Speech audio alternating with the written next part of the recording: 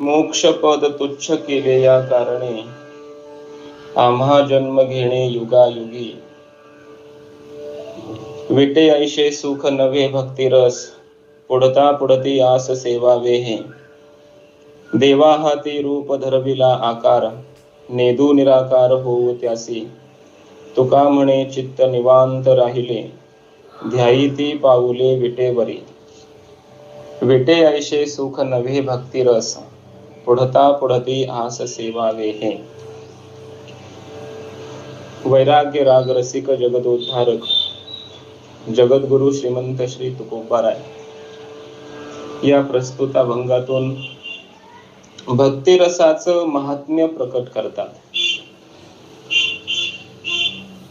महात्म्य त्याला म्हटलं जातं महतो भावः महिमा. मोठेपणाचा भाव, मोठं असणं म्हणजे महिमा किंवा महात्म्य असा याचा अर्थ होतो. जगामध्ये आपण ज्याला ज्याला मोठं म्हणतो त्याच्याही पेक्षा एखादी गोष्ट मोठी आहे असं जेव्हा सांगितलं जातं तेव्हा त्याला महिमा म्हटलं जातं. जगामध्ये तीर्थ मोठी आहेत, गंगा, यमुना, सरस्वती, कृष्णा, कावेरी हे तीर्थ मोठेच आहे.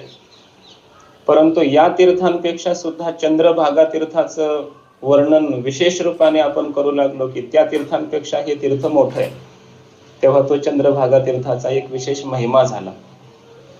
म्हणून त्या त्या क्षेत्रामध्ये त्याच्याही पेक्षा हे मोठं आहे ना, आता याच्यापेक्षा कोणीच जगात मोठं नाही असं जेव्हा सांगितलं जातं तेव्हा त्याला त्या वस्तूचा, त्या व्यक्तीचा महिमा म्हटलं जातं. या अभंगामध्ये तुकोबाराय भक्तीचा महिमा सांगतायत, भक्ती रसाचं महात्म्य सांगतायत की जगामध्ये आता या भक्तीपेक्षा, या भक्तीच्या रसापेक्षा दुसरा रस नाही, भक्तीसारखं साधन नाही आणि भक्तीसारखं आता दुसरं साध्य नाही. जगामध्ये भक्तीपेक्षा श्रेष्ठ काहीच नाही. आपण म्हणतो देव सर्वात मोठा आहे, पण संत महात्म्याने असं वर्णन केलं की देवापेक्षा संत मोठे आहेत. स्वरूपाने विचार केला तर संत देवा एवढेच आहेत, कारण देवते संत निमित्त त्या प्रतिमा. पण गुणाच्या दृष्टीने, कार्याच्या दृष्टीने जर आपण विचार केला तर देवापेक्षा संत हे मोठे आहेत असा आपल्याला विचार करावाच लागतो. देवाच्या कार्यापेक्षा संतांचं कार्य महान आहे. देवाच्या गुणापेक्षा सुद्धा संतांच्या ठिकाणी असणारे गुण हे श्रेष्ठ आहे. गीतेनं जे कार्य केलं नाही ते ज्ञानेश्वरी कार्य करू शकते.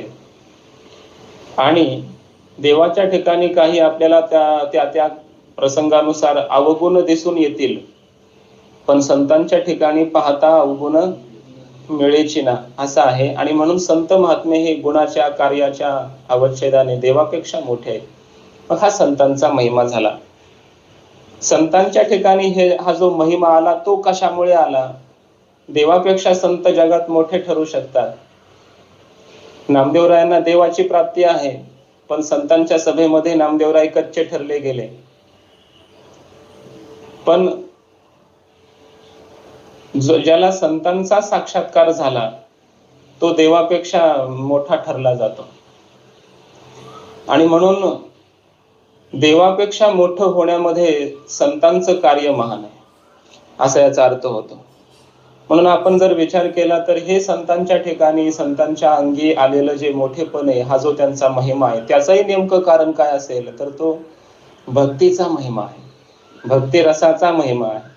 भक्तीचा महिमा त्यांच्या अंतःकरणामध्ये असल्यामुळे त्यांच्या ठिकाणी असा महिमा, संतांच्या ठिकाणी हा महिमा आलाय. संतांचा महिमा तो बहु दुर्गम, शाब्दिकांचे काम नाही येथे, असा संतांच्या ठिकाणी जो विशेष महिमा आहे त्याचं कारण आहे की त्यांनी भगवंताची अहेतुकी केलेली भक्ती, या भक्तीच्या साधनेने त्यांच्या ठिकाणी आलेला हा विशेष महिमा असतो. म्हणून प्रस्तुत अभंगामध्ये भक्तीचा महिमा तुकोबाराय सांगतायत. या संबंध विश्वाचा जर आपण विचार केला तर या जगामध्ये 3 प्रकारचे लोक मोडतात, 3 प्रकारचे वर्ग आहेत असं म्हणा, किंवा 3 प्रकारचे जीवन आहेत असं म्हणा. एक अपूर्ण जीवन आहे, दुसरं पूर्ण जीवन आहे आणि तिसरं परिपूर्णतम जीवन आहे. अशी 3 जीवन आपल्याला या जगामध्ये दिसून येतात. पहिलं आहे ते अपूर्ण जीवन. अपूर्णता त्याला म्हटलं जातं की ज्या जीवनामध्ये काहीतरी मिळवायचं शिल्लक राहिलेलं आहे, काहीतरी करायचं शिल्लक राहिलेलं आहे, आणि त्यामुळे अंतःकरणामध्ये अनेक प्रकारच्या इच्छा उत्पन्न होतात, कामना उत्पन्न होतात. इच्छा उत्पन्न झाली की अपूर्णता सिद्ध होते. काहीतरी मला अजून मिळवायचंय म्हणाला की त्याला अजून अपूर्णता आहे. जेव्हा काहीच मिळवायचं नाही त्याला पूर्णता म्हटलं जातं, परिपूर्णता त्याला म्हटलं जातं. एक अपूर्ण जीवन आहे. त्या अपूर्ण जीवनात पुन्हा 3 प्रकार पडतात, कारण अपूर्ण जीवन हे जीवाचं जीवन आहे. म्हणून या जीवाच्या अपूर्ण जीवनात पुन्हा 3 प्रकार पडतात. एक आहे पामराचं अपूर्ण जीवन, म्हणजे पामर जीवाचं. दुसरं आहे विषयी जीवाचं अपूर्ण जीवन, आणि तिसरं आहे मुमुक्षु जीवाचं अपूर्ण जीवन. पामर म्हणजे काय? शास्त्रामध्ये पामराची व्याख्या केलेली आहे. शास्त्र विहित निषिद्ध विषयेषु आसक्तः सन शास्त्र संस्कार रहितः पामरः. शास्त्रानं सांगितलं की ज्याला शास्त्राचे संस्कार नाहीत आणि शास्त्र विहित निषिद्ध अशा भोगामध्ये जो आसक्त असतो त्याला पामर म्हटलं जातं. ज्ञानोबाराय म्हणतात, अंगामनासी रुचावे येतुलेनी कृत्याकृत्य नाठवे. काय करावं काय करू नये कृत्य अकृत्य न आठवे. जो करणीयाचे नावे भलतेची करी, याला म्हटलं जातं पामर. ल्यावे खावे बरे असावे सदैव हेची करी हावं संसारी. यावत जीवम सुखम जीवेत ऋणम कृत्वा घृतम पिबेत भस्मीभूतस्य देहस्य पुनरागमनम कुतः. अशा भावनेमध्ये धारणेमध्ये जे जीवन असतं त्याला पामर जीवन म्हणतात. आता याने कितीही विहित निषिद्ध असे विषय मिळवले, भोग मिळवले, तर याच्या इच्छा पूर्ण होत नाही, म्हणून हे अपूर्ण जीवन आहे. इच्छा पूर्ण होत नाहीत म्हटलं की अपूर्णता आली. कारण तुकोबाराय म्हणतात, याने कितीही विषय मिळवले तरी याची भूक भागत नाही. विषय सेविता कोण तृप्त झाला, इंधने निमाला अग्नी कोठे. मध्ये आपण जर काष्ट टाकीत राहिलो तर अग्नी थोडं शांत होणार आहे, अग्नी आणखी भडकतो. असं म्हटलंय, न जातो कामः कामानाम कामोप उपभोगेन शाम्यते हविषा कृष्ण वर्तमैव भूय एवाभिवर्धते. जसं अग्नीमध्ये तुपाची आहुती टाकल्याच्या नंतर तो अग्नी भडकतो, त्याप्रमाणे विषयाचं सेवन करून जगात कोणीही तृप्त झाला नाही तर तृप्तीचा ढेकर येऊ शकत नाही. याचा अर्थ असा आहे की हे पामराचं जे जीवन आहे ते अपूर्ण आहे असं सिद्ध झालं. दुसरं आहे विषयी जीवाचं जीवन. तो थोडा याच्या पुढचा आहे, याच्यापेक्षा थोडा श्रेष्ठ आहे. त्याला शास्त्राचे संस्कार आहेत. शास्त्र संस्कार सहित हा ऐहिक पारलिक लौकिक भोगेषु आसक्तः विषयी, असं या विषयी पुरुषाचं लक्षण आहे. मी शास्त्राचे संस्कार त्याला असतात, शास्त्राचं अध्ययन त्यानं केलेलं असतं, शास्त्र मार्गानुगामी असतो, आणि त्या शास्त्राच्याच मार्गाने जाऊन तो ऐहिक आणि पारलौकिक सुखाच्या प्राप्तीची इच्छा करतो, असा विषयी. ज्ञानोबा गीतेमध्ये भगवान परमात्मा वर्णन करतात ना, परमात्मा म्हणतात, त्रैविद्या माम सोमपः पूत पापा यज्ञैरिष्ट्वा स्वर्गतिं प्रार्थयन्ते ते पुण्यमासाद्य सुरेंद्र लोक मश्नन्ति दिव्यान दिविदेव भोगान. स्वर्गातील दिव्य अशा भोगाची इच्छा करतात. म्हणते संसारी जन्मी जे यज्ञाधिक कर्म की जे मग स्वर्ग सुख भोगी जे मनोहर. याला म्हटलं जातं विषयी. बरं, हा गेला स्वर्गाला गेला, मग पूर्णता सिद्ध झाली का? नाही, हा पूर्णताच आहे. का? मग तया पुण्याची पाऊटी सरे सवेची इंद्रपणाची उटी उतरे मग येऊ लागती माघारे मृत्यू लोका तुका म्हणे जाती पुण्यक्षये अधोगती. याचंही अपूर्ण जीवन आहे असा अर्थ सिद्ध झाला. आता तिसरं जीवन आहे मुमुक्षु जीवन. मुमुक्षु म्हणजे काय? शास्त्र संस्कार सहित ब्रह्मज्ञानैक तत्पर साधन चतुष्टय संपन्न मुमुक्षु, असं मुमुक्षुचं लक्षण आहे. की ज्याला संसारातले कोणतेही भोग नको आहेत. ऐहिक भोग नको, पारलौकिक भोग नको. ऐहिकेचे का पारत्रीचे भोग पायिक झाले या इच्छेचे परी भोगावे हे न रुचे मना माझी, असं मुमुक्षुचं जीवन आहे. मग फक्त ब्रह्मज्ञान मला झालं पाहिजे. आणि त्यासाठी तो विवेक, वैराग्य, समाधी षटक, मुमुक्षुत्व या साधन चतुष्टयाने संपन्न झालेला आहे असं जे जीवन आहे त्याला म्हटलं जातं मुमुक्षु. पण त्याच्या अंतःकरणामध्ये ब्रह्मज्ञानाची इच्छा आहे. जोपर्यंत ब्रह्मज्ञान त्याला झालं नाही तोपर्यंत त्याचं काय जीवन आहे? ऐसी चिंता करी सदा सर्व काळ, रात्रंदिवस हेची तळमळ. तुका म्हणे नाही आपुले बळ, जेणे फळ पावेन निश्चयेशी. निश्चयेशी जेणेकरून ज्या बळाने आपलं फळ प्राप्त करून घ्यायचंय ते फळ त्याला प्राप्त झालं नाही अजून, म्हणून चिंता करी सदा सर्व काळ. अशा प्रकारचं मुमुक्षुचं जीवन आहे, म्हणजे ते सुद्धा अपूर्णच आहे. पामरापेक्षा विषयी श्रेष्ठ आहे, विषयीपेक्षा मुमुक्षु जरी श्रेष्ठ असला तरी हे तिघे अपूर्णच आहेत. तिघांचंही अपूर्ण अशा प्रकारचं जीवन आहे. तिघांच्या इच्छा पूर्ण झाल्या नाही, तिघांच्या अंतःकरणामध्ये काहीतरी इच्छा आहेतच. म्हणून या 3 प्रकारच्या जीवांचं जे जीवन आहे ते अपूर्ण जीवन आहे. हा पहिला वर्ग झाला जगातला. दुसरं एक जीवन आहे ते पूर्ण जीवन आहे. पूर्ण जीवन अर्थात ज्या जीवनामध्ये आता काही मिळवायचं शिल्लक राहिलं नाही, काही करायचं शिल्लक राहिलं नाही, असं एक जीवन आहे, त्याला मुक्त जीवन म्हणतात. या पूर्ण जीवनामध्ये जीवनमुक्त पुरुष आहे. काम नाही झालो पाही रिकामा, अशा प्रकारचा फावल्या त्या करू चेष्टा, निश्चळ द्रष्टा बैसोनी. तुका म्हणे मुक्ती परिनिली नोवरी, आता दिवस चारी खेळी मिळ. तो जसं प्रारब्ध असेल तसं जीवन जगणारा, यथारब्धम प्रवर्तताम. तो म्हणतो मम अकर्तुः अलेपस्य, अकर्ता, असंग, निर्विकार, अभोक्ता असा असणारा मी आहे. त्यामुळे मला आता काही मिळवायचं नाही. मी साक्षात ब्रह्म आनंद रूप आहे. त्यामुळे आता मला काही कर्तव्य नाही, काही भोक्तव्य नाही, काही प्राप्तव्य नाही. असं जे त्याचं जीवन आहे याला म्हटलं जातं मुक्त जीवन. याला म्हटलं जातं पूर्ण जीवन. ओम पूर्णमदः पूर्णमिदं पूर्णात् पूर्णमुदच्यते पूर्णस्य पूर्णमादाय पूर्णमेवावशिष्यते, असा अवशिष्ट पूर्ण स्वरूपाला प्राप्त झालेला, आपल्या आत्म्याचं ब्रह्मरूपत्व ज्याला कळालेलं आहे, माझा आत्माच ब्रह्म आहे, ब्रह्मच आत्मा आहे, अशा प्रकारचं ज्याला ओतप्रोत दृढ अपरोक्ष ब्रह्मज्ञान झालेलं असतं त्याला म्हटलं जातं पूर्ण जीवन. पूर्ण जीवन.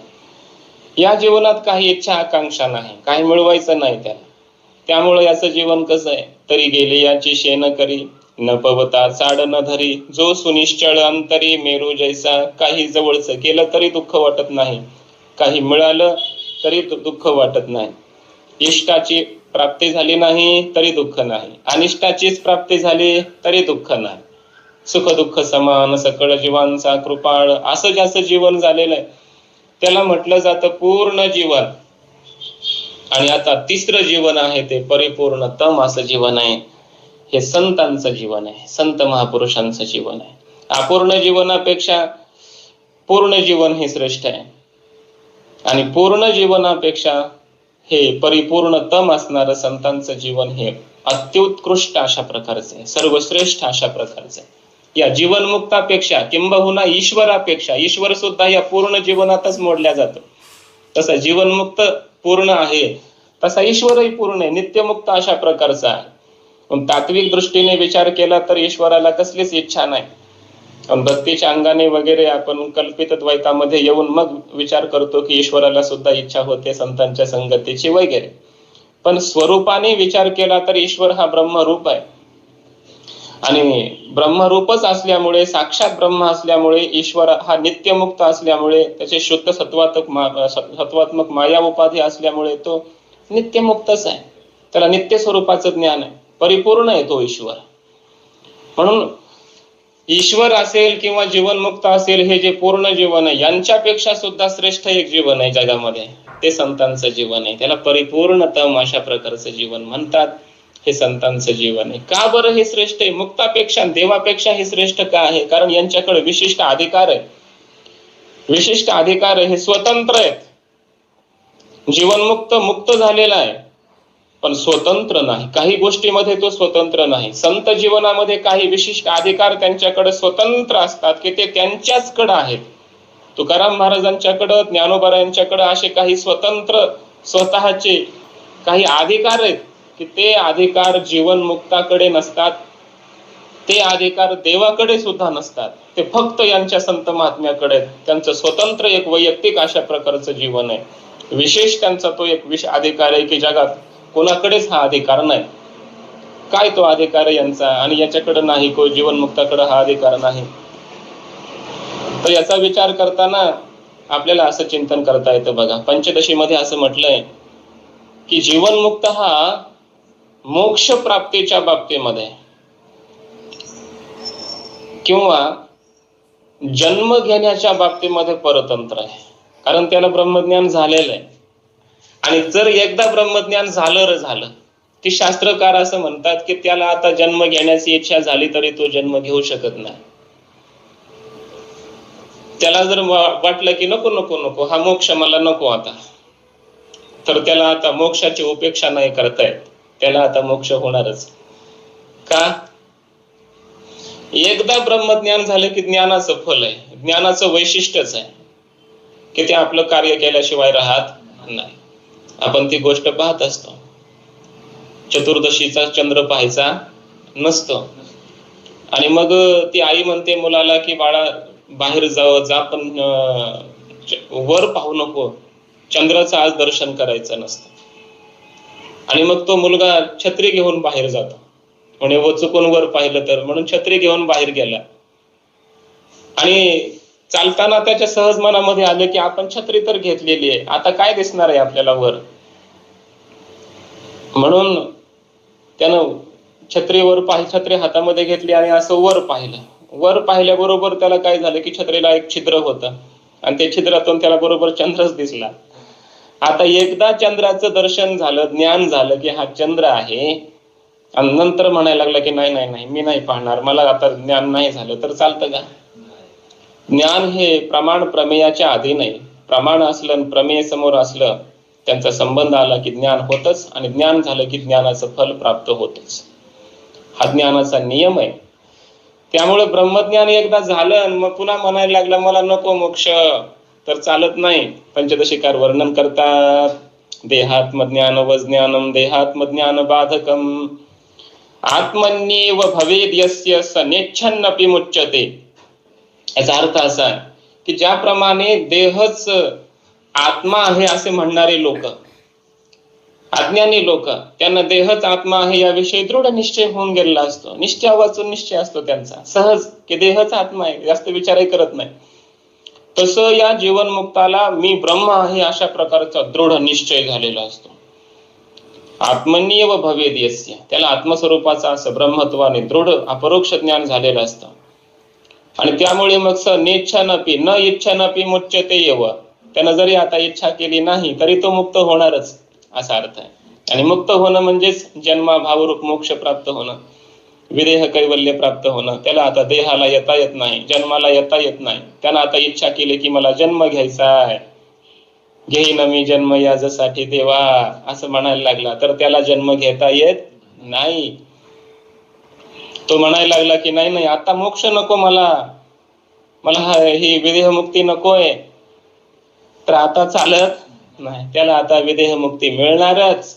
म्हणजे बघा, जीवनमुक्त जरी असला तरी त्या ज्ञानी पूर्ण जीवनात असणारा जो जीवनमुक्त पुरुष आहे, त्यानं जर मोक्षाची उपेक्षा करायची ठरवलं तर तो परतंत्र आहे.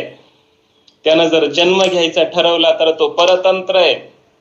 अपूर्ण जीवनातला जीव जसा जन्म घेण्याच्या बाबतीत आणि परतंत्र अशा प्रकारचा आहे. का? त्याला जन्माला यावंच लागतं. घेईन म्हटल्यानं चालत नाही, त्याला जन्माला यावंच लागतं. परतंत्र आहे तो.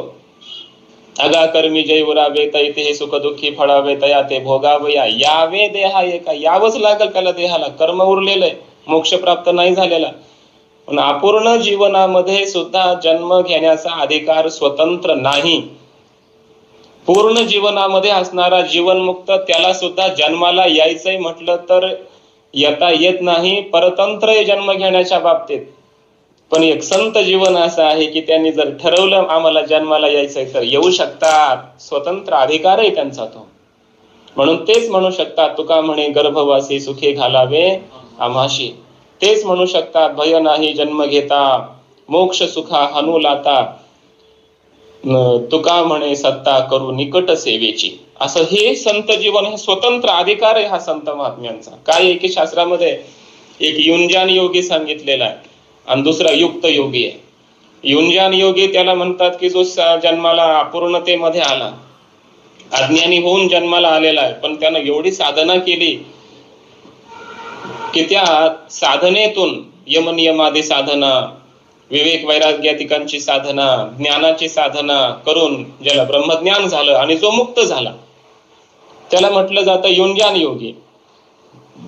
आणि दुसरा युक्त योगी आहे की जे साधना करून मुक्त नाही झाले, ते मुक्त होऊनच जगामध्ये जन्माला आले. उपजताची ज्ञानी हे वर्म जाणवणे. अशा प्रकारचं जे संत महापुरुषांचं जीवन आहे. ब्रह्ममूर्ती संत जगी अवतरले, उद्धराया आले दीन जना. त्याचा अर्थ असा की संत हे जगात जन्माला येऊन मुक्त झाले असं नाही, ते मुक्त होतेच, सदैव ते मुक्तच असतात, ते ब्रह्मरूपच असतात. जगाच्या कल्याणाकरिता, जगाच्या करुणेने म्हणून जन्माला ते आलेले असतात, अवताराला आलेले असतात. हे संतांचं स्वतंत्र जीवन आहे. युक्त योगी म्हणजे आपण जीवनमुक्त होऊ शकतो, पण एकदा आपण जीवनमुक्त झालो आणि पुन्हा म्हणायला लागलो, आपण ब्रह्मज्ञान एकदा झालं आपल्याला, पुन्हा म्हणायला लागलो की मला जन्म घ्यायचा आहे, मला मोक्ष नको, तर चालत नाही. युंजान योग्याला जन्माला यावंच लागतं. आपण युंजान योगी होऊ शकतो, आपण युक्त योगी नाही होऊ शकत. युक्त योगी कोटीतील महात्मे स्वतंत्र आहेत. ब्रह्मसूत्रामध्ये एक सूत्र आलेलं आहे, यावद अधिकारम अवस्थितिहि अधिकारिकानाम.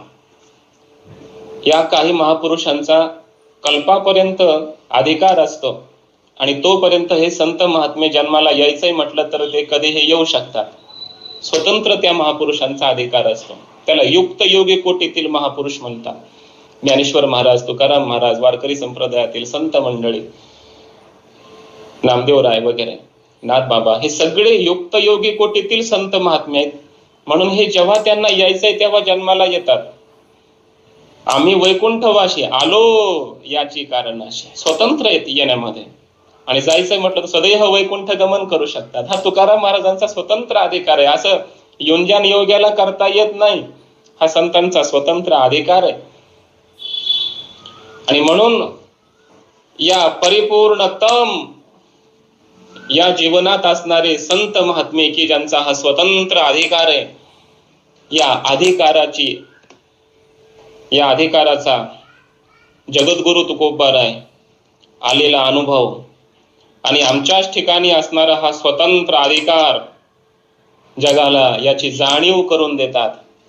अनुभूतीच्या दृष्टीनं, अनुभूतीतून जाणीव करून देतात. अभंगाच्या प्रथम चरणात, मोक्ष पद तुच्छ केले या कारणे आम्हा जन्म घेणे योगायोगी. इथला आम्हा हा शब्द तुकोबारायांचा एक विशिष्ट अधिकार सांगणारा शब्द आहे. आम्हा म्हणजे आम्ही जे आहोत संत मंडळी, आमचा स्वतंत्र एक अधिकार आहे. आमच्याच ठिकाणी येतो, दुसऱ्या कोणाच्याच ठिकाणी हा अधिकार नाही. आम्हा जन्म घेणे योगायोगी. योगायोगामध्ये आम्ही जन्म घेऊ शकतो. असं कोणाला जन्म घ्यायचा म्हणलं तर घेता येत नाही. म्हणून असे परिपूर्णतम असे सर्वोत्कृष्ट जीवनामध्ये असणारे संत महात्मे तुकोबाराय आजच्या अभंगात आपला अधिकारच व्यक्त करतायत. स्वतंत्र असणारा हा महाराजांचा अधिकार आहे. काय अधिकार आहे तर तुकोबाराय म्हणतात की आम्ही जर ठरवलं की मोक्ष नको तर आम्ही मोक्षाची उपेक्षाही करू शकतो, आणि आम्ही जर ठरवलं की आम्हाला जन्माला यायचंय तर आम्ही जन्माला येऊ पण शकतो. ठरवलं जायचंय आता तर जाऊ पण शकतो. आम्ही स्वतंत्र आहेत. म्हणून हा तुकोबारायांचा अधिकार महाराजांनी याच्यामध्ये स्वतःच व्यक्त केलाय. आम्हा असं आमचं जीवन आहे, आमचं संतांचं असं जीवन आहे. कसं जीवन आहे तुकोबाराय सांगतात. पहिला शब्द आहे मोक्ष पद. मोक्ष पद तुच्छ केले या कारणे. मोक्ष पद म्हणजे काय तर मोक्ष याची व्याख्या सर्व अनेक शास्त्रकारांनी वेगवेगळ्या पद्धतीने केलेली आहे. मीमांसक म्हणतात स्वर्गाला जाणं हाच मोक्ष आहे. पामर विषयी पामर तर म्हणतो की भोजन ते मुक्ती पाखंड्याची असं म्हटलंय. तो म्हणतो भोजन करणं, अनेक प्रकारचे भोग प्राप्त करून घेणं हीच आमची मुक्ती आहे. भजन ते भक्ती आणि मरण ते मुक्ती पाखंड्याची असं आहे. मरण हाच मोक्ष आहे म्हणतो तो, आणि भोजन करणं हीच आमची भक्ती आहे, साधना आहे असं म्हणायला लागतं.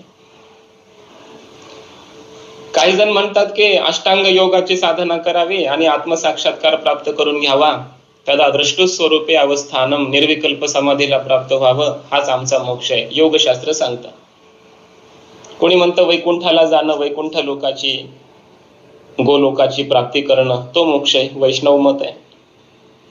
कोणी म्हणतं ब्रह्मलोकाला जाणं, प्रजापतीची उपासना करणारे ब्रह्मलोकाला जाणं हाच मोक्ष आहे म्हणतात. कोणी शैव म्हणतात कैलासाला जाणं हाच मोक्ष आहे. नैयायिक म्हणतात 21 दुःखाचा ध्वंस होणं हाच मोक्ष आहे. सांख्य म्हणतात प्रकृती पुरुषाचा विवेक होणं आणि प्रकृतीपासून असंग निर्विकार पुरुषानं राहणं हाच पुरुषाचा मोक्ष आहे. असं अनेक पद्धतीने मोक्षाचा विचार मांडला. वेदांत शास्त्र सांगतं की ब्रह्मज्ञान होणं आणि ब्रह्मात्मैक्य ज्ञानाच्या द्वारा आत्यंतिक दुःखाची निवृत्ती, म्हणजे कायमस्वरूपी दुःख निवृत्त होणं आणि परम उत्कृष्ट नित्य अविनाशी अशा आनंदाची प्राप्ती होणं, आनंद रूपता सिद्ध होणं, ब्रह्मानंद प्राप्त होणं, हा मोक्ष आहे. म्हणजेच जन्माभाव रूप, ब्रह्मावस्थान रूप अशा प्रकारचा मोक्ष. त्याला मोक्ष वेदांत शास्त्रानं सांगितलेलं आहे.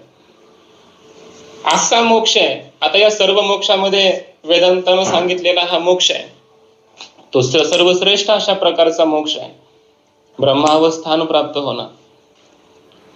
या मुक्तीमध्ये सुद्धा 4 प्रकार सांगितले पुन्हा शास्त्रात. सलोकता म्हणजे देवाच्या लोकाची प्राप्ती होणं, जिथं देव आहे त्या लोकाला जाणं म्हणजे सलोकता मुक्ती आहे.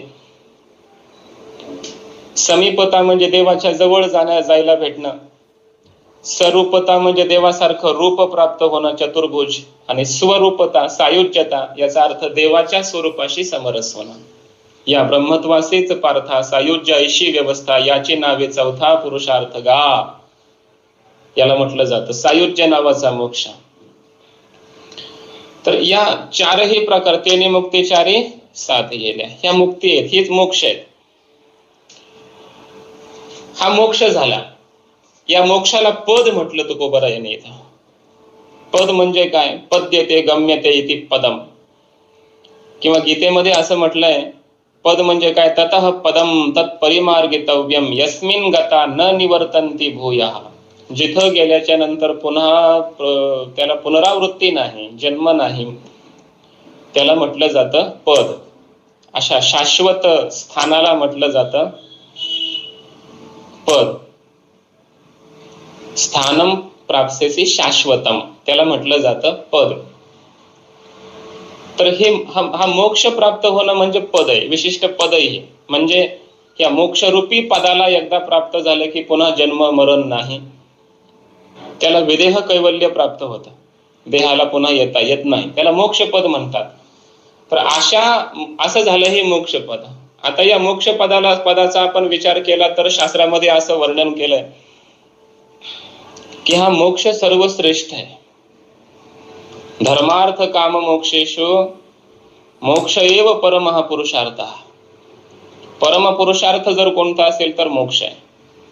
धर्म, अर्थ, काम आणि मोक्ष 4 पुरुषार्थ आहेत. 4ही पुरुषार्थामध्ये चौथा जो मोक्ष नावाचा पुरुषार्थ आहे हा सर्वश्रेष्ठ आहे, वेदांत परिभाषाकार सांगतात.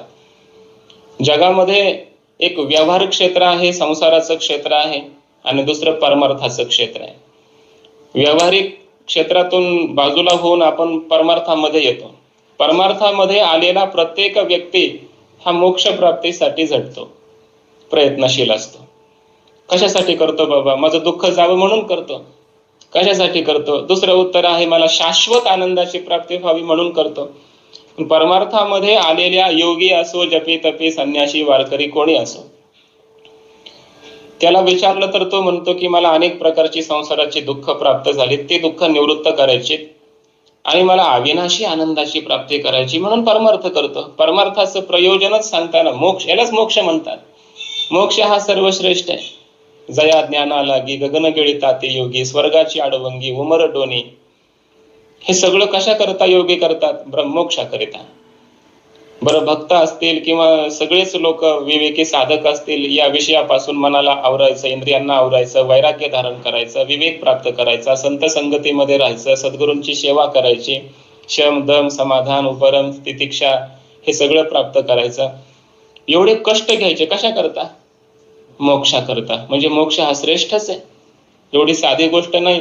सहजासहजी आपल्याला म्हणता येत नाही ते मोक्ष सुखा अनुलादा, कारण आपल्याला प्राप्तच नाही, कोणी द्यायला पण तयार नाही. पण एवढा श्रेष्ठ असणारा मोक्ष तुकोबारायांनी पुढचा शब्द वापरलाय, तुच्छ. मोक्षपद तुच्छ. मोक्षपद तुच्छ आहे का? एवढं सर्वांचं गंतव्य प्राप्तव्य जर मोक्ष असेल तर या मोक्षाला तुच्छ कसं म्हणता येईल? सर्व शास्त्रकारांनी याला श्रेष्ठ म्हणून सांगितलेलं आहे, तरी सुद्धा तुकोबाराय म्हणतात मोक्षपद तुच्छ. हे तुच्छ आहे, आमच्या दृष्टीने याला आम्ही उपेक्षित ठरवतो, त्याला आम्ही श्रेष्ठ समजत नाही, त्याला आम्ही निकृष्ट समजतो. आमच्या दृष्टीने सर्वात निकृष्ट मोक्षच आहे असं तुकोबाराय म्हणतात. आणि का बरं? तर तुकोबाराय म्हणतात की तो निकृष्ट किंवा तुच्छ आहे, उपेक्षित आहे असं नाही, तर आम्ही केलं त्याला. पुढचा शब्द आहे केले. मोक्षपद तुच्छ केले. हे 3 शब्द खूप महत्वाचे आहेत. पहिलं मोक्षपद म्हणजे काय, त्याचा अर्थ सांगितला. त्याला तुच्छ म्हणतात तुकोबाराय. एवढा श्रेष्ठ असताना तुच्छ कसा म्हणतात हा प्रश्न, त्याचं उत्तर आहे केले. त्याला आम्ही केलं. वास्तविक तो नव्हता तुच्छ, तो जगाला श्रेष्ठ वाटत होता. मुमुक्षूंना तो श्रेष्ठ वाटायचा, ज्ञानी पुरुषांना तो श्रेष्ठ वाटतो, वेदाधिकांना शास्त्राधिकांना तो श्रेष्ठ वाटतो. त्या मोक्षासाठीच सगळा प्रयत्न करायला सांगितलं शास्त्रकारांनी, पुराणांनी, वेदांनी, ऋषी मुनींनी, जपितपी संन्याशांनी, योग्यांनी, साधक मुमुक्षू जीवांनी, सगळ्यांनी त्या मोक्षाला आपलं गंतव्य ठरवलं, त्याला श्रेष्ठ समजलं. आणि आहेच तो श्रेष्ठ, नाही असं नाही, पण त्यांच्या दृष्टीनं तो श्रेष्ठच आहे. पण तुकोबाराय म्हणतात या सर्वांनी जरी त्याला श्रेष्ठ ठरवलं असलं तरी आम्ही त्याला तुच्छ ठरवलंय. आमच्या दृष्टीनं, आमच्या संत जीवनाच्या दृष्टीने, जे आमचा विशिष्ट स्वतंत्र अधिकार आहे संत जीवनाचा, त्या आमच्या दृष्टीनं विचार केला तर आम्ही सांगतो की आम्हाला तो मोक्ष कसा आहे, तुच्छ आहे. त्याला आम्ही तुच्छ केलं आम्ही त्याला तुच्छ. आमच्या दृष्टीनं आम्ही त्याला तुच्छ केलं, उपेक्षित अशा प्रकारचं केलं. निकृष्ट, तुच्छ म्हणजे काय, एकदम निकृष्ट, त्याला कवडी मोल किंमत नाही अशा प्रकार. कवडी मोल असा पदार्थ, त्याला म्हणायचं तुच्छ. त्याला काय अर्थ नाही, वो तुच्छ आहे ते. असं एवढं तुच्छ केलं आम्ही त्या मोक्षाला, त्याची काही गरजच आम्हाला वाटत नाही, काही आवश्यकता वाटत नाही, तुच्छ केलं आम्ही त्याला. आता पुन्हा प्रश्न उत्पन्न होतो, मोक्षपद श्रेष्ठ आहे, तुम्ही म्हणता तुच्छ आहे, पुन्हा म्हणता की आम्ही त्याला तुच्छ केले. मग पुन्हा प्रश्न आहे किंवा का केलं तुम्ही त्याला तुच्छ? एवढा श्रेष्ठ असताना, सर्वांना प्राप्य असताना, मिळवायचं असताना तुम्ही त्याला तुच्छ कसं काय केलं? तर या कारणे. पुढचा शब्द आहे या कारणे. समजायलंय ना? असं क्रमाक्रमाने चिंतन करायचं. मोक्षपद तुच्छ केलं आम्ही त्याला मोक्षपदाला तुच्छ. पुन्हा प्रश्न विचारू आपण तुकोबारायांना, का अशा श्रेष्ठ मोक्षपदाला तुम्ही तुच्छ केलं? कशामुळं, कोणत्या कारणाने? या कारणे. आता या कारणे तुकोबाराय म्हणतात, म्हणजे तुकोबाराय यांनी काही कारण पण सांगितले. या कारणे मोक्षपद तुच्छ केले अन्वय होईल. मग याचा अर्थ काही कारण सांगितले. आता काय माहितीये का, या अभंगामध्ये इथून पुढची सगळी जेवढी पद आहेत, चरण आहेत, ही सगळी चरण या कारणेचा अर्थ सांगणार आहे.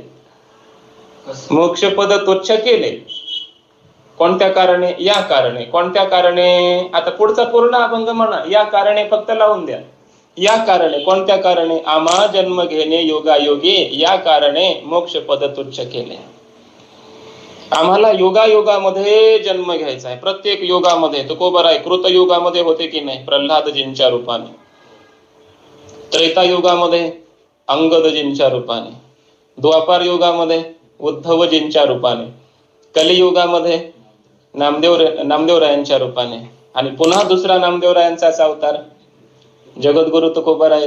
म्हणजे युगायुगामध्ये चौयुगांचा भक्तनामा उभा कीर्तने, तेच नामदेवराय तुकोबाराय. म्हणजे प्रत्येक युगामध्ये संत महात्मे देवाबरोबर अवतार घेतात. युगायुगी जन्म घेणे, युगायुगामध्ये आम्हाला प्रत्येक युगायुगी म्हणजे युगम प्रति युगायुग असा अर्थ मराठीतला समास आहे. युगायुगी म्हणजे प्रत्येक युगामध्ये आम्हाला जन्म घ्यायचा आहे.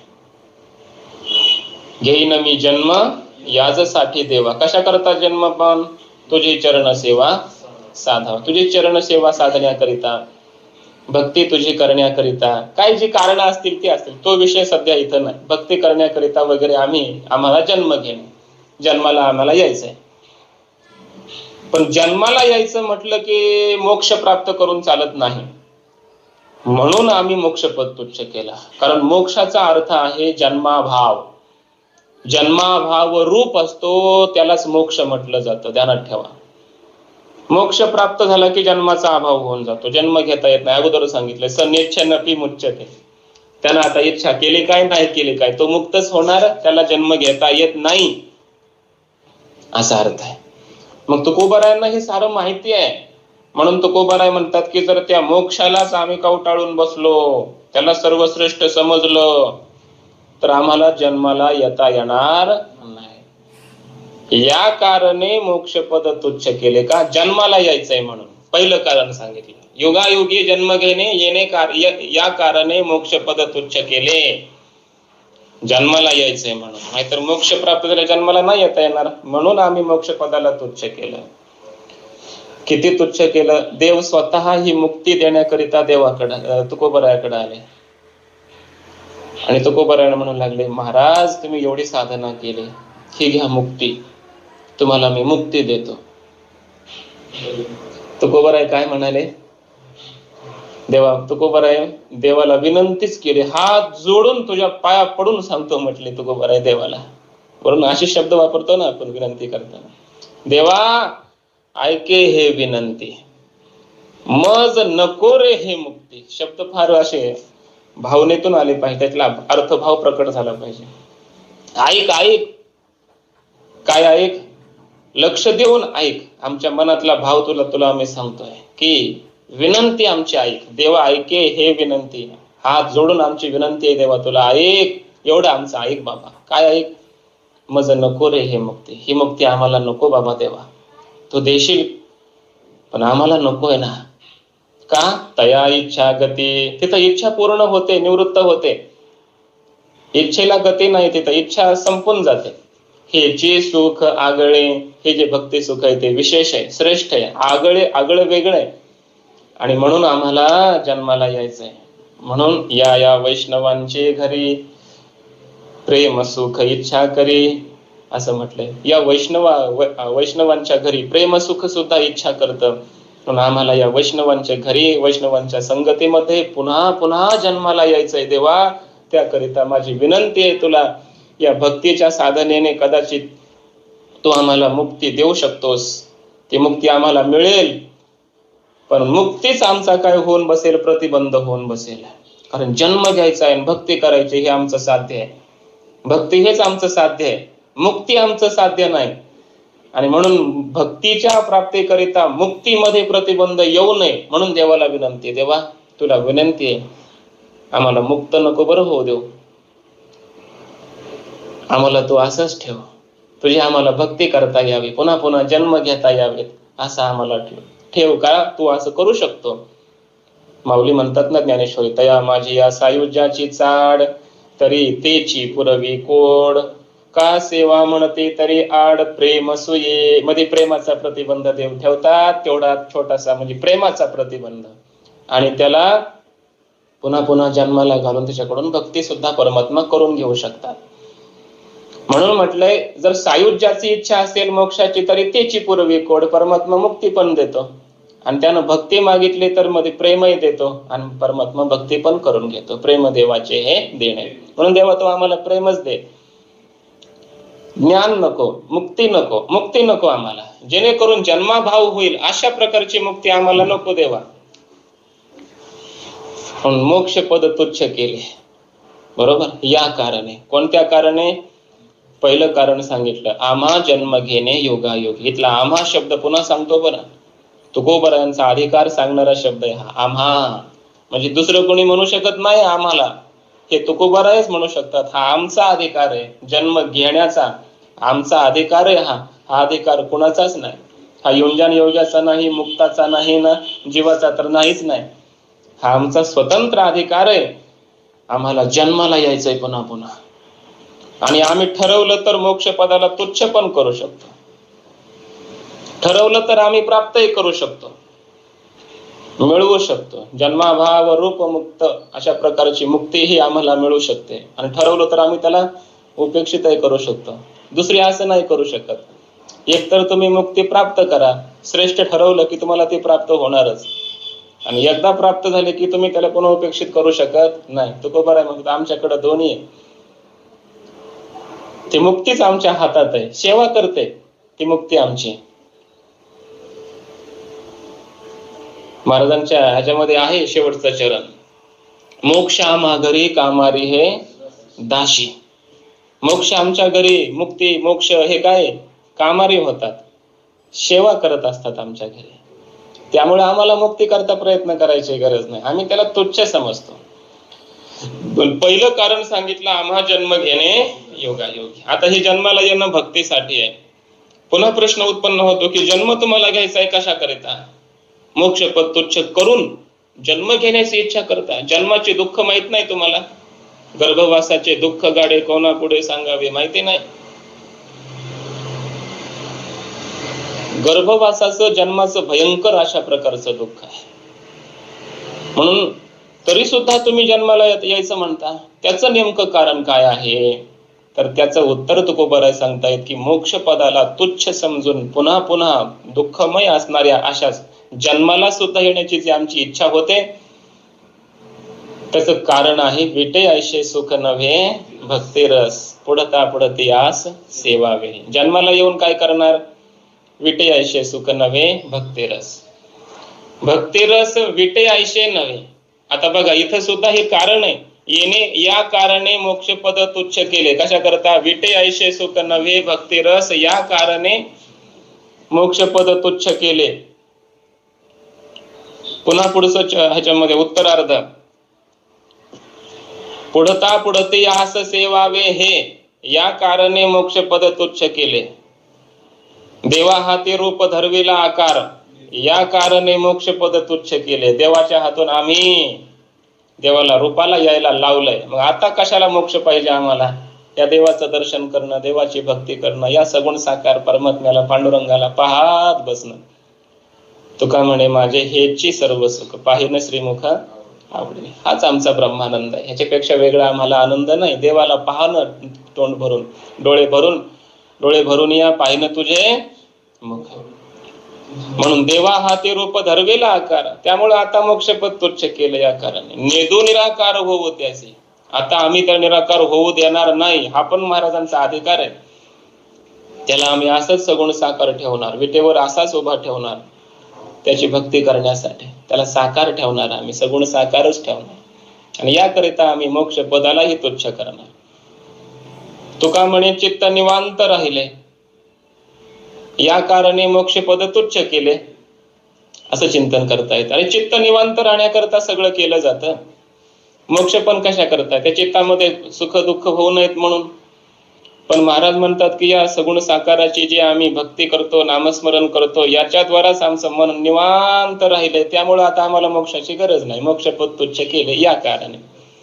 आणि शेवटी सांगितले ध्यायिते पाऊले विटेवरी, हे चित्त आमचं विटेवर असणारी ती जी चरण आहेत, पाऊले, त्याचं ध्यान करत आहे. आणि सुंदर ते ध्यान उभे विटेवरी, हे ध्यान सुंदर आहे, त्यामुळे मोक्षपद तुच्छ केले या कारणे. म्हणून प्रत्येक चरण पुढचं हे मोक्षपदाला का तुच्छ केलं? तर या कारणे तुच्छ केले. हे कारण परंपरा सांगणारा पुढचा अभंग आहे, असं चिंतन करता येतं. तुकोबाराय म्हणतायत या दुसऱ्या चरणामध्ये दुसरं कारण सांगतायत की विटे ऐशे सुख नव्हे भक्ती रस. भक्ती रस विटे ऐशे सुख नव्हे. भक्ती रसाचं जे सुख आहे, भक्ती रसाचा जो आनंद आहे, तो विटणारा नाही, अवीट अशा प्रकारचा आनंद आहे. अवीट, कधीही न विटणारा. विषयाचं सुख हे विटणार आहे. एका विषयाचं सुख आपल्याला जास्त वेळ चालत नाही. गुलाबजामुन हा समजा रस आहे, आवडतो आपल्याला. एखाद्याला गुलाबजामुन आवडेल, एखाद्याला श्रीखंड आवडेल. किती खाणार आहेत आपण? 5-25 गुलाबजामुन खाऊ, त्याच्यापेक्षा जास्त खाणार आहे का? नाही. एक वारकरी आहे, दिवसभर पायानं चालायचा, भक्ती आपलं सतत नामसाधना सुरू आहे, भजन केलेलं असतं दिवसभर. आणि आम्ही सोबत होतो त्यांच्या वारीमध्ये. संध्याकाळी जेव्हा दिंडी पोहोचली, पंगत बसली, जेवण झाली, सगळ्यांची जेवण झाली आणि तितक्यात तात्यांनी काय केलं, तात्या म्हणजे श्री गुरु वैष्णववीर बंडा तात्या महाराज कराडकर, त्यांनी काय केलं की एक गुलाबजामुनची बादली आणली आणि त्यांना म्हणायला लागले, भाऊ झालं का जेवण? म्हणले, भाऊ म्हणले आताच जेवलो तात्या. ते म्हणले, अरे पण गुलाबजामुन आणले तुम्हाला खाण्यासाठी, खा म्हणले, 2-4 खा. आता ते बादली समोर बसले आणि सारी बादलीच खतम केली. जेवण झाल्याच्या नंतर एक गुलाबजामुनची बादली संपवू शकतो, ही वारकऱ्याची ताकद आहे. पण किती खाणार आहे प्रश्न हा आहे. खाणारी लोक आहेत, अशी भरपूर खातात आहे, पचवण्याची ताकदही असते काही मध्ये, परंतु किती, त्याला काही मर्यादा आहेच ना. शेवटी दुसरी बादली समोर ठेवली तर चालेल का? काही नाही. शेवटी त्याच्यामध्ये वीट निर्माण होतो. विषयाचं सुख हे शेवटी विटणारच आहे, हा अबाध्य सिद्धांत आहे.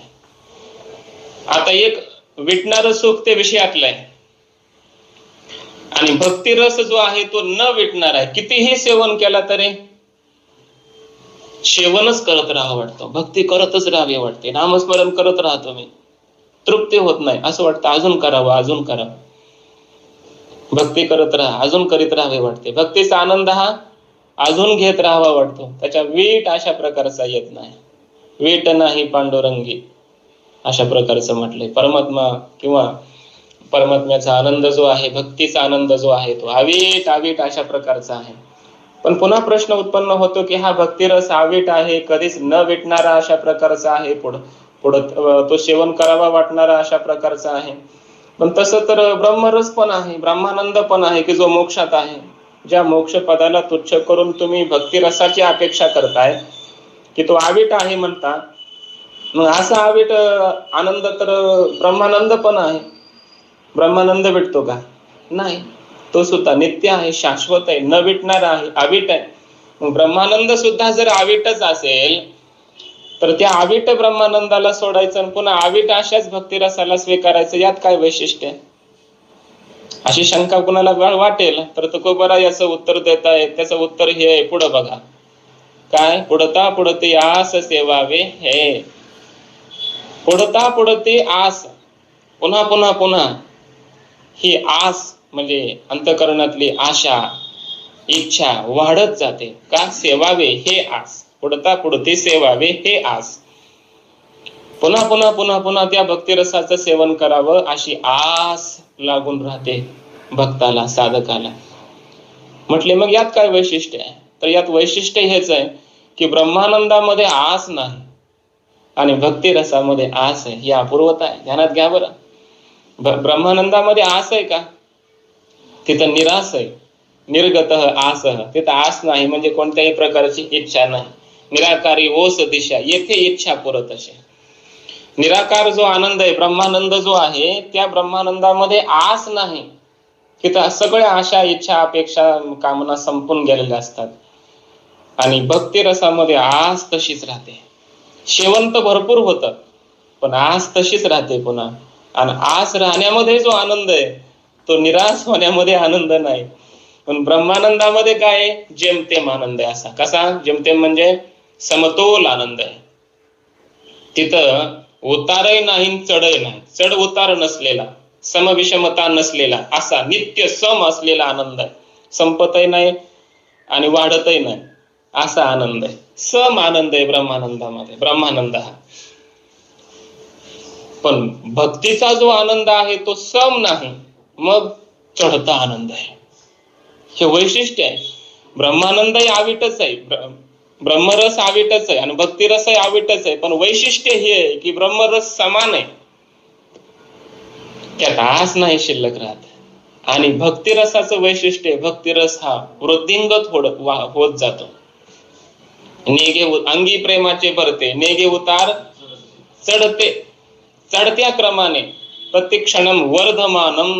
नारद भक्ती सूत्रामध्ये म्हटलं महर्षी नारदांनी, हे भक्ती सुख कसं आहे? प्रेम सुख प्रतिक्षणम वर्धमानम, प्रत्येक क्षणाला हे वाढणार अशा प्रकारचं सुख आहे. असं ब्रह्मसुख आहे का, वाढणार आहे का? नाही. एकदा मिळालं की तेवढ्याच, त्याच्यापेक्षा कमी नाही पुन्हा जास्त नाही.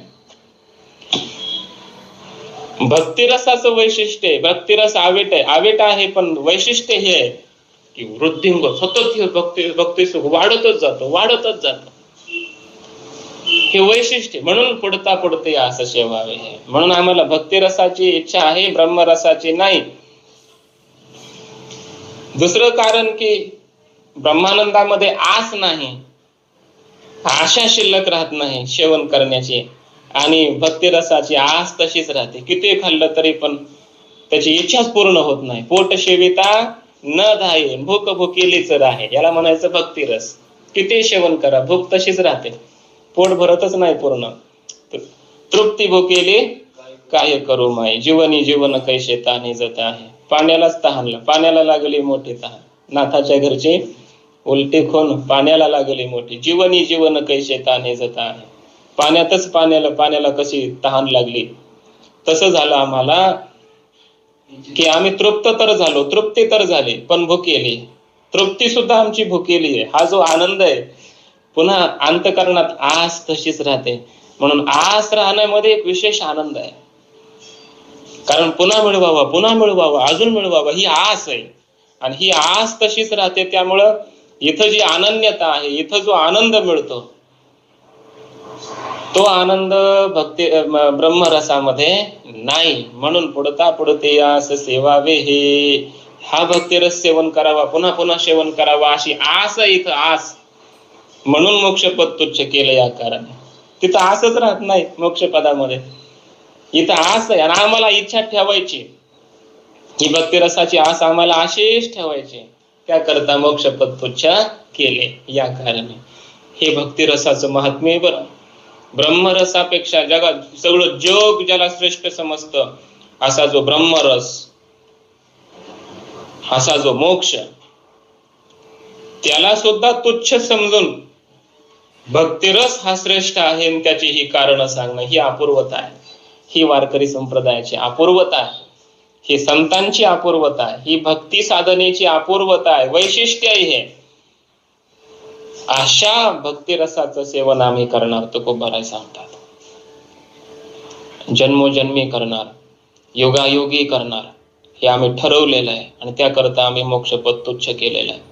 पुन्हा प्रश्न उत्पन्न होतो की असा भक्तिरस तुम्ही सेवन करणार, श्रेष्ठ आहे, सगळं खरं आहे, मोक्षपद तुच्छ करून तुम्ही भक्तिरस सेवन करणार, जन्माला येणार, सगळं खरं आहे, पण असा भक्तिरस सेवन करण्याकरता तुम्हाला भक्ती साधना करावी लागेल. आणि भक्ती साधना करायची म्हटलं की तुम्हाला त्रिपुटी आली म्हणजे भजनीय परमात्मा, त्याचं भजन, आणि तुम्ही भजक भक्त, भक्ती भगवंत, ही त्रिपुटी आली. मग तुम्ही भक्त तर आहात, तुम्ही भजनही करणार, पण भजनीय तत्व पाहिजे ना. कारण तुमचा परमात्मा कसा आहे, ब्रह्म आहे, परमात्मा आहे, तो निराकार, निर्गुण निराकार ब्रह्म आहे ते परमात्मा तत्व. निर्गुण निराकार अशा त्या स्वरूपाची तुम्हाला कशी भक्ती करता येईल? कारण तुम्हाला सगुणाची भक्ती करायची, भक्तिरस सेवन करायचं आहे. ब्रह्मरसाचं निराकरण करून भक्तिरस सेवन करायचं आहे म्हणजे तुम्हाला द्वैतातली भक्ती पाहिजे, भले ती कल्पित द्वैतातली असेल. भक्त्यर्थम कल्पितम द्वैतम अद्वैतादपि सुंदरम, हे एक वैशिष्ट्य आहे बरं. ब्रह्मानंद जो आहे त्याच्या ब्रह्मानंदामध्ये आनंद रूपता आहे, आणि भक्तिरसाचं वैशिष्ट्य हे आहे की तिथं आनंद रूपता अबाधित राहून आनंदाचा भोग पण आहे. ब्रह्मानंदामध्ये अद्वैत आहे, भक्तिरसामध्ये अद्वैत तर आहेच आहे स्वरूपाने, पण कल्पित द्वैत पण आहे. म्हणून भोगही घेता येतो, भक्तिरसाचा भोगही घेता येतो. म्हणून भक्त्यर्थम कल्पितम द्वैतम अद्वैतादपि सुंदरम. अद्वैतापेक्षा भक्तीसाठी कल्पित असणारं जे द्वैत आहे ते श्रेष्ठ आहे. शांत पाणी असेल तर त्यात विशेष आनंद नाही, पण समुद्रावर लाटा उसळत असतील तर एक आनंद घेता येतो. तसं ज्ञानोबाराय अमृतानुभवात म्हणतात, अहो ऐक्याचे मुद्दल न ढळे, आणि साजिरेपणाचा लाभ जरी मिळे तरी तरंगाची मुकुळे तुरंबो का पाणी. पाण्याला तरंग निर्माण झाले, पाणीच पाण्याचा आनंद घ्यायला लागला. तसं इथं ऐक्य पण कुठं जात नाही. भक्तीमध्ये ऐक्य तर स्वरूपाने आहेच आहे, बरोबर ना. मी तू पण जाऊ दे दूर एकची घोंगडी पांघरू घरी, हे ऐक्य तर आहेच आहे स्वरूपाने भक्ताचं आणि देवाचं. पण त्याबरोबर मी तू माझा स्वामी, मी तुझा रंग, अशा कल्पित द्वैतामध्ये भक्तीचाही आनंद घेता येतो. हे जे वैशिष्ट्य आहे ते भक्ती साधनेतच आहे. ब्रह्मानंदामध्ये हे नाही, हे वैशिष्ट्य नाही. तिथं आनंद रूपता झाली, संपला विषय. तिथं भक्तही नाही, भगवंतही नाही, भजनही नाही. पण भक्तीमध्ये काय आहे, वास्तव अद्वैत तर आहेच आहे स्वरूपाने, पण उपाधी दृष्टीने कल्पित अशा प्रकारचं द्वैत तसंच ठेवून पुन्हा भक्ती करता येते. हे वैशिष्ट्य आहे. म्हणून तुकोबारा म्हणतायत की पुढता पुढते असं सेवावे, म्हणून मोक्षपद आम्ही तुच्छ केलं. पण मग तुम्हाला भक्ती करण्यासाठी परमात्मा तर भजनीय तत्व पाहिजे ना. त्याला साकार असला पाहिजे. तो निराकार असून तुम्हाला कसं भजन करता येईल, त्याचं भक्ती कशी करता येईल. तुकोबारा म्हणतात तेच तर सांगतोय या अभंगात आम्ही. आमचा अधिकारच तर सांगण्यासाठी प्रवृत्त झालो. आमचा स्वतंत्र अधिकार आहे. काय अधिकार आहे? तुकोबारा म्हणतात देवा हाती रूप धरविला आकार. देवा हातून आम्ही रूप त्याला धरायला लावला, त्याला रूपाला यायला लावलं आम्ही. हा आमचा अधिकार आहे. आणिलाही रूपाबळे करुणी खळे हरिदाशी. खर तर परमात्मा भक्तासाठी अवताराला आला, सगुण साकार झालेला असतो. तो कसा आहे, खरा मुळात निर्गुण निराकार आहे परमात्मा, पण सगुण साकार झाला, अवताराला वगैरे आला. त्या अवताराची कारण आपण आता नेहमी पाहतो. यदा यदा हि धर्मस्य ग्लानिर्भवति भारत अभ्युत्थानम धर्मस्य तदात्मानं सृजाम्यहम.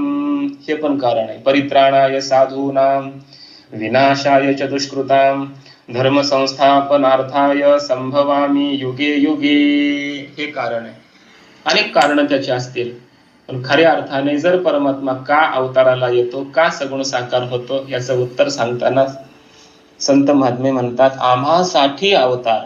मत्स्य कुर्मादी सुकर, मत्स्य कुर्मादी हे जे 10 अवतार आहेत किंवा सगळे अवतार कशासाठी? आम्हासाठी, आमच्या करताच देव घेतो.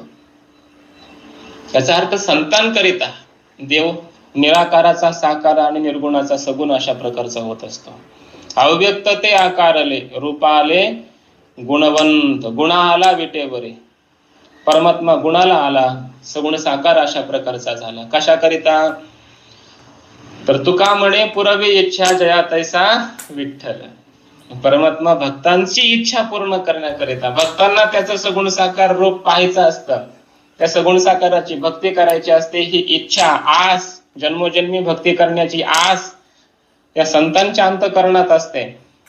आणि या संतांची ही आस पूर्ण करण्याकरिता भगवान परमात्मा सगुण साकार होतो. त्याला व्हावंच लागतं. संतांच्या आधी नाही, तो देव सुद्धा. देवाला रूपाला यायला लावलं, याचा अर्थ काय? देव सुद्धा परतंत्र आहे संतांच्या पुढे. असे स्वतंत्र आहेत संत, देवापेक्षा स्वतंत्र आहे. देवाला सुद्धा आपल्या अधीन ठेवणार आहे. प्रमाण त्यांच्या बोला देव भक्तांचा अंकिला. किती अंकित होतो हा भक्तांचा परमात्मा? न पुसता जाता नाही, खाली बैसता ही भिये, अवघा त्यांचा होय जीव भावासहित. इतका अंकित होतो त्यांचा, खाली बसायला घाबरतो, त्यांनी सांगितल्याशिवाय बसत सुद्धा नाही. आणि त्यांनी काही बोललं की प्रमाण त्यांच्या बोला, जी महाराज, जी जी. तसं एखादा सेवक मालकाला जी जी म्हणतो, काही काम सांगितलं की, आणि ते काम तो करतोच, त्याला ऐकावंच लागतं, त्याची आज्ञा घ्यावीच लागते. तसेच संत काही बोलले की ते प्रमाण मानतो देव. प्रमाण त्यांच्या बोला, त्यांच्या संतांच्या बोलाला हा परमात्मा प्रमाण मानतो. त्यांचं बोललेलं खरं करतो. एवढा त्यांचा अंकित होतो, सेवक होतो. दास्य करे दासाचे. देव देव जरी असला तरी तो एका दृष्टीनं भक्तांचा तो भक्त आहे की नाही? भक्तांचा तो सेवक आहे. दास्य करी दासाचे, दासांचं दास्य करतो, म्हणजे दासांचा दास होतो हा, असा अर्थ आहे. म्हणून तुकोबारा म्हणतात की हा आमचा अधिकार आहे. बळीयाचे अंकित आम्ही झालो, बळीवंत आहेत आम्ही. ते तुका म्हणे आम्ही देवाहुनी बळी, देवाचे मालक आहेत आम्ही. म्हणून आम्ही त्याला म्हणतो साकार हो, की तो साकार होतो. देवा हाती रूप धरविला आकार. देवाला आम्ही रूप धरवायला लावलं. धारण करायला लावलं आणि आकार धारण करायला लावला. सुंदर अशा प्रकारचं ते रूप धरायला लावले महाराज. ऐशी धरी रूपडी हा शुष्क काष्टे गुरुगुरी लाज हरी न धरे. सुरुवात आहे बघा. पहारे हे दैवत कैसे भक्ती पिसे भाविका पाचारिल्या सरेशे पावे ऐशी सवे बराडी. परमात्म्याला ही सवय आहे, त्याचा हा स्वभाव आहे म्हणले देवाचा. कसा? भक्ती पिस, भक्तीनं पिसा झाला तो देव. जसं रूप त्याला धरायला लावते तसं रूप धारण करतो. हनुमानराय म्हणले भगवान कृष्णाला, माहिती आहे ना कथा, राम हो म्हटले. हे काय कृष्णाचं रूप, कोण आहे तो, मी ओळखत नाही तुला. भगवंताला राम व्हावं लागलं. सत्यभामेला सांगितलं, तिला सौंदर्याचा अभिमान होता, सांगितलं सीता होऊन ये, होता आलं नाही. शेवटी रुक्मिणी मातेला सीता होऊन यावं लागलं. गरुडाला अहंकार झाला होता सामर्थ्याचा, हनुमंतरायाच्या माध्यमातून त्याचाही अहंकार घालवला. चक्रालाही अभिमान झाला. मोठी कथा आहे, नंतर कधी सांगू. त्याच्यामध्ये संतांनी वर्णन केलं या कथेचं. धाडिले गरुडा आणिले हनुमंता तै पाचारिले होऊन येवो सीता लाजिन्नली रूप नाही पालटिता झाला अभिमकी आपण राम सीता हो. कशा करता हो? भक्ताला जसं रूप पाहण्याची इच्छा आहे तसं रूप याला घ्यावंच लागतं. देवा हाती रूप, याचं चिंतन करतोय आपण.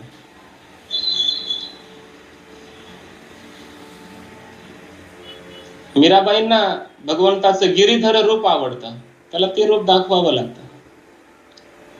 नामदेवरायांना पांडुरंगाचं विठ्ठल या रूपाने असणारं हेच रूप आवडतं, दुसरं रूप बघावं सुद्धा वाटत नाही. ती इच्छा पूर्ण करतो.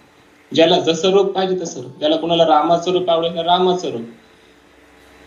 एवढंच नाही तर श्रीमद भागवताचे एक टीकाकार होऊन गेले भागवतावरचे, श्रीधर स्वामी म्हणून. ते नृसिंहाचे उपासक होते. त्यांना एकच रूप पाहावं वाटायचं नेहमी. कोणतं? नृसिंह. आता ते नृसिंह रूप पाहण्यासारखं आहे का? अर्धा मनुष्य अर्धा पशु, पुन्हा असं कराल विकराल असं ते सिंहाचा जबडा, आणि पुन्हा खाली मनुष्यासारखं सुंदर ते ध्यान उभे विठेवरी, असंही काही नाही. पण सांगता येत नाही कुणाला काय इच्छा होईल. म्हणून श्रीधर स्वामींना इच्छा झाली की नृसिंहाचं दर्शन मला करायचंय, साक्षात्कार झाला पाहिजे. दाखवावं लागलं रूप देवाला. नृसिंह रूपानं पहिले प्रल्हादासाठी झाले, दुसऱ्यांदा नृसिंह स्वामीसाठी झाले. दर्शन दिलं महाराज, असं वर्णन आहे. जशी इच्छा असेल भक्ताला ज्या रूप दर्शनाची, तशा प्रकारचं रूप देवाला धरावं लागतं. हा अधिकार संत महात्म्याचा. देवा हाती रूप धरविला, रूप धारण करायला लावलं. आणि पुढे आहे आकार. निराकार होता तो, साकार झाला.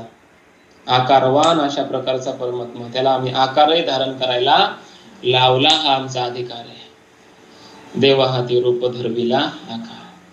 आणि एकदा तो आकार झाला, कारण नेनो ब्रह्म मार्ग चुकले, ते ब्रह्म होतं, पण उभे केले विटेवरी, म्हणजे आकार धारण करायला लावला. अशाच आकारानं राहा. असं कमरेवर हात आहे, विटेवर पाय आहे, पितांबर नेसलेला आहे, तुळशी हार गळा, काशी पितांबर, आकार. अशा प्रकारचा आकार देवा तुझा असाच आता राहू दे. आता निदू निराकार होऊ, त्याला आता आम्ही निराकार होऊ देणार नाही. हा पण अधिकार आहे संतांचा.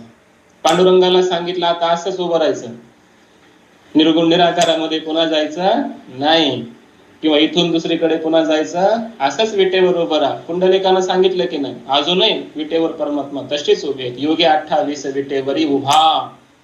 कशामुळं? निदू निराकार होऊ त्याशी. संत महात्मे त्याला आता निराकार होऊ देत नाही. असं सगुण साकारच त्या परमात्म्याला ठेवतात. आणि त्याला असं सगुण साकारच ठेवण्यासाठी, जगाला त्याची भक्ती करता येण्यासाठी, संतांना पण त्याची भक्ती करता येण्यासाठी त्याला आम्ही निर्गुण निराकार होऊ देणार नाही. असं सगुण साकार रूपाने असंच ठेवणार. आणि याकरिता आम्हाला मोक्ष पदाला तुच्छ लेखावंच लागेल. आणि तुकोबराय शेवटी सांगतायत की मोक्ष पदाला तुच्छ लेखण्याचं सर्वात महत्वाचं आणखी एक कारण असं आहे की तुका म्हणे चित्त निवांत राहिले ध्यायी ती पाऊले विटेवरी. हे जे सगुण साकार विटेवरचं रूप आम्ही त्याला धारण करायला जे लावलंय, सगुण साकार आहे, त्या रूपाचं चिंतन करता करता आमचं चित्त आता निवांत झालेलं आहे. निवांत म्हणजे शांत झालेलं आहे. ते संसारामध्ये जात नाही, त्याला आता चंचलता सिद्ध राहिली नाही. आता कुठे धावे मन तुझे चरण देखील या. निवांत झाला, अशा प्रकारचं झालं, ते शांत झालं. आणि हे चित्त जे विषयाकडे धावणार ते तुझ्या रूपामध्ये या सगुण साकारामध्ये निवांत झालं, शांत झालं, चिंतन करायला लागलेलं आहे. निवांत होणं म्हणजे आपण म्हणतो ना, आता मी निवांत आहे, आता काही कर्तव्य नाही, आता मला काही काम करायची गरज नाही, का निवांत बसलेलो आहे. तसं आता हे चित्त निवांत जाऊन बसलं परमात्मा स्वरूपामध्ये. निवांत एकदा झालं की बस, आता काय करायचंय मग? चित्ताला जर शांती समाधान प्राप्त झालं तर काय कराय, मोक्ष काय गरज आहे? जर कोणी म्हटलं की मी शांत समाधान मला आहे वा, मग मोक्ष प्राप्तीची काय गरज आहे? म्हणून या कारणे मोक्ष पद तुच्छ केले. या सगुण स्वरूपामध्ये आमचं चित्त जे चंचल झालं होतं पूर्वी, त्याच्यामुळे अनेक दुःख होत होते. मन शांत होणं हा पुरुषार्थ आहे महाराज. परमार्थ कशासाठी असतो? चित्तासाठी. बरोबर. संसारामध्ये वित्त लागतं, शरीरामध्ये पित्त असतं, आणि परमार्थामध्ये चित्त लागतं. चित्त मिले तो सब मिले असं म्हटलेलं. चित्त पाहिजे, चित्त निवांत होणं गरजेचं आहे. आणि झालं आमचं चित्त निवांत. ही नामसाधना भक्ती साधना करता करता तुका म्हणे चित्त निवांत राहिले. निवांत राहिले ते आता. त्यामुळे मोक्ष पद तुच्छ केले. या कारणाने आता आम्ही मोक्ष पद तुच्छ केलं. आणि शेवटचं कारण सांगतायत, ध्यायी ते पाऊले विटेवरी. विटेवर असणारी ती पाऊलं जी आहे, चरण आहे सुकुमार आहे. ती म्हणताना कशी? ती विटेवर असणारी. ध्यायी ती पाऊले विटेवरी. विटेवरी ती पाऊले. ध्यायी कोण? चित्त. बरोबर ना? चित्त ती विटेवरी पाऊले. ध्यायी आमचं चित्त त्या विटेवर असणारी पावलं ध्यात आहे, त्याचे पावलांचं ध्यान करीत आहे असा अर्थ. ती पावलं सुंदर आहे. इथं पाऊले शब्दाचा अर्थ पाय. पाय म्हणजे, पाय शब्दाचा अर्थ होतो स्वरूप. स्वरूप शब्दाचे दोन अर्थ, सगुण स्वरूप आणि निर्गुण स्वरूप. इथं पाय शब्दाचा अर्थ आहे सगुण स्वरूप. पांडुरंगाचं जे सगुण साकार विटेवरचं रूप आहे, स्वरूप आहे, त्याचा तो अर्थ घ्यायचा इथं पाय शब्दाचा. निर्गुण निराकार स्वरूप असा अर्थ घ्यायचा नाही. पण ते पाऊले ध्यायी, चरण सुकुमार असणारे, राजस सुकुमार, मदनाचा पुतळा, हे सगळं भगवंताचं. पाय म्हणजे फक्त पायाचंच ध्यान करतो वर पाहतच नाही असा अर्थ नाही. पाय हा शब्द स्वरूपवाची असतो, आणि स्वरूप म्हटलं की सगुण साकार स्वरूप असा इथं अर्थ घ्यायचा. म्हणजे पांडुरंगाचं पूर्ण ध्यान करत आहे आमचं चित्त असा अर्थ होतो याचा. आणि ते पांडुरंगाचं ध्यान सुंदर आहे. आणि त्याच्या पाहिले या वेद लावी पैसे जीवी जडोनी, अशा प्रकारचा तो आहे. पांडुरंग कांती दिव्य तेज झळकते असा तो आहे. तुझी निरळी कोटी चंद्र प्रकाशे असा आहे. कितीतरी तो सुंदर अशा प्रकारचा आहे. एवढी तुझी स्वरूपता असं म्हटलेलं आहे. परमात्मा अत्यंत अत्यंत सुंदर आहे. आणि सुंदर परमात्म्याचं ध्यान हे आमचं चित्त सतत करीत राहतंय. आणि या ध्यानातच आम्हाला आनंद वाटतोय. त्यामुळे आता आम्हाला या ध्यानामधला आनंद सोडून मोक्ष स्वरूपाला जावं असं वाटत नाही. आणि हा जो आनंद आहे हाच आवेट असा भक्तिरस आहे. विटे ऐशे सुख नवे भक्तिरस असा हा न विटणारा भक्तिरस आहे. आणि पुन्हा पुन्हा पुन्हा सेवन करावं अशी आमच्या अंतःकरणामध्ये आस आहे. ही आस आमची तशीच राहते भक्तिरसामध्ये, आणि ब्रह्मानंदात ती पूर्ण होते. आम्हाला आस पूर्ण करायची नाही, आस तशीच ठेवायची. म्हणून मोक्षपद तुच्छ केला. मोक्षपद तुच्छ केले या कारणे. पूर्ण अभंगाचा पुन्हा एकदा विचार केला तर या अभंगात 7 कारणं सांगितलीत मोक्षपदाला तुच्छ करण्याची. मोक्षपद तुच्छ केले या कारणे. कोणत्या कारणे? पहिलं कारण सांगितलं, आम्हा जन्म घेणे योगायोगी, या कारणे मोक्षपद तुच्छ केले. दुसरं कारण आहे विटे ऐशे सुख नवे भक्तिरस, या कारणे असं भक्तिरस आहे म्हणून या कारणे मोक्षपद तुच्छ केले. पुढता पुढते आस सेवावे, हे तिसरं कारण आहे. पुन्हा पुन्हा पुन्हा सेवन करावं ही आस आमची तशीच राहते, आणि ही आम्हाला तशीच ठेवायची. या कारणे मोक्षपद तुच्छ केले. हे कितवं कारण? तिसरं कारण. देवा हाती रूप धरविला आकार, देवाला आम्ही रूप आणि आकार धारण करायला लावला. या कारणे मोक्षपद. तो एकदा देवानच रूप आणि आकार धारण केल्याच्या नंतर आता मोक्षाला जायची काय गरज आम्हाला वाटत नाही.